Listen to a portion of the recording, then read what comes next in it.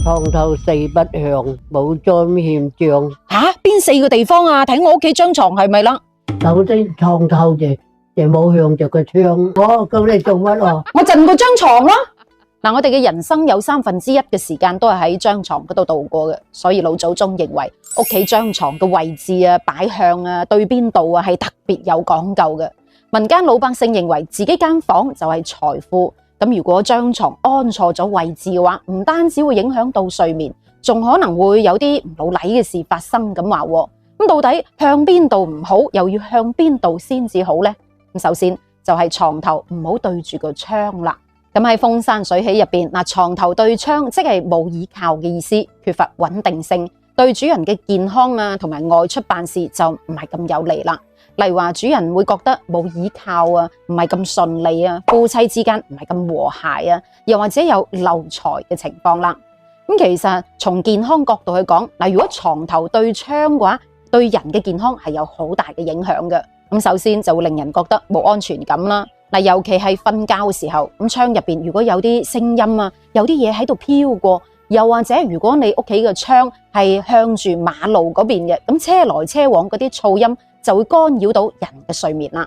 另外窗仲係氣流進出嘅地方，咁如果床頭對窗就好容易俾吹到頭痛啊，或者係感冒，尤其係老人家要注意。咁如果有太陽曬到硬嘅話，就會好殘眼，影響到睡眠啦。咁瞓得唔好，自然諸事不順噶啦，係咪？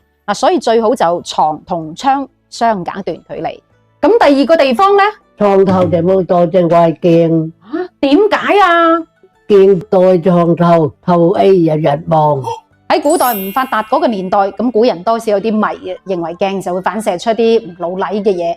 譬如話入門口玄關嘅位置，呢個係財位嚟嘅，就唔可以放塊鏡。咁床頭唔好放塊鏡。床腳亦都唔好對住鏡，話會招惹啲唔老禮嘅嘢啊，導致家庭唔和諧、唔和睦。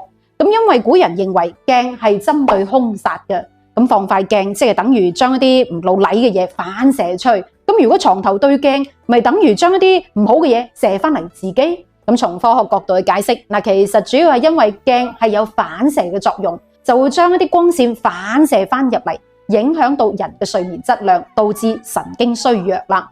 咁再加上，如果你床頭放塊鏡嘅話，如果半夜起身屙夜尿嘅時候，瞓到朦朦朧朧，見到自己烏眉瞌睡嘅樣嘅話，可能會俾自己嚇親嘅。所以老一輩人一般就唔建議喺房間放太多鏡，就係咁解啦。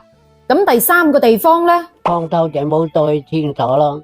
呢度講嘅就係床頭嘅位置，最好就唔好挨住廁所嗰埲牆啦，最好就係錯開，因為喺古人眼裏邊，廁所就係一個藏污納垢嘅地方，五穀之輪迴，係一個污穢之氣聚集嘅地方，陰冷又潮濕，又邋邋遢遢，好容易會產生一啲晦氣嘅。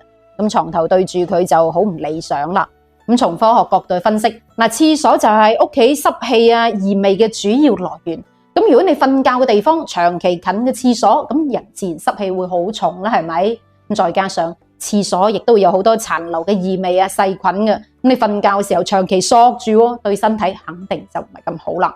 咁再加上瞓覺嘅時候會聽到啲沖廁所嘅水流聲啊，又或者係叮噹嘅聲啊，咁你瞓得唔好嘅話，自然做起嘢上嚟都冇咁精神啦，係咪？咁早段時間有個新聞仲搞笑，話廣東一對夫婦話因為仔女太多啦，啲房唔夠用，話要將屋企嘅廁所改成係個女嗰間房喎。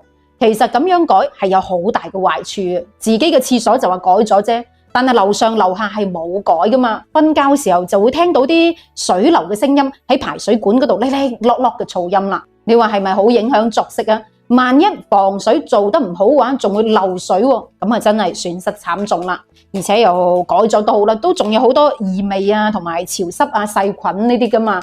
咁所以屋企嘅廁所係唔好立亂改嘅。咁第4個地方呢？床頭就冇向空啦。咩意思啊？即係話冇空溜溜嘅啦。老一輩人經常提醒我哋床頭唔好放咁多雜物啊，因為雜物太多嘅話就會令人覺得好有壓迫感，又驚佢瞓下覺嘅時候，萬一啲雜物砸落嚟咁咪弊。但係床頭亦都唔好向空喎。咁呢個向空指嘅就係完全冇依靠嘅，唔靠任何嘢，亦都冇牆啊，又冇屏風啊咁樣嘅嘢，完全係空溜溜嘅。咁樣亦都係唔好嘅，令人覺得好冇安全感，好唔踏實，好難瞓得入覺啦。因為老祖宗認為背有靠山先至係好嘅，沙發後面要有靠山，床頭後面亦都要有靠山，要靠實牆或者係靠屏風，咁樣先至係好嘅，意味住背後有倚靠咁解。話咁樣先會令人覺得有安全感，咁瞓得好自然係如魚得水，掂個碌蔗啦，係咪？仲有床頭唔好有橫梁，因為橫梁壓頂就變成唔理想，唔係咁好啦。床頭亦都唔好向西，因為民間有駕鶴歸西嘅講法。古人認為人瓜咗老襯之後就會去到西方嘅極樂世界，咁頭向西就係吉利咁話。咁試下從科學角度去分析，地球自轉嘅方向都係從西向東嘅，咁床頭向西嘅話，即係意味住人嘅頭部會受到地球自轉產生嘅磁力影響，導致睡眠質量下降，精神狀態變差啦。咁點解決呢？一係就震過張床啦，一係就用屏風隔一隔，又或者係困翻啲嘢嘅。咁床頭應該向邊邊先好呢？